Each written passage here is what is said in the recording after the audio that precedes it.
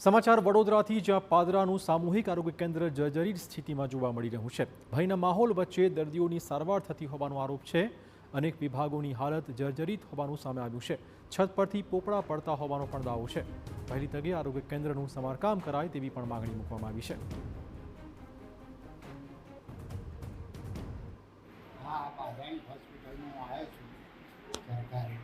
હવે આમાં એટલી બધી ખરાબ પરિસ્થિતિ છે કે ના પૂછે લોકોને બેહવું કઈ આ ચોમાસું આવતો લોકોને ભયભીત પડે તો શું દશા થાય એ જોવાનું છે। ડૉક્ટરોનું ઠેકાણું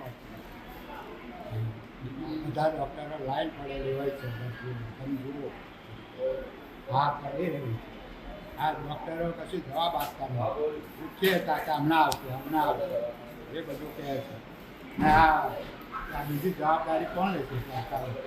3-4 વર્ષથી હું આવું છું અહીંયા આગળ ડાયાલિસિસ કરાવવા, આ પોપડા પડે છે અમારે દેખતો। શું માંગ છે?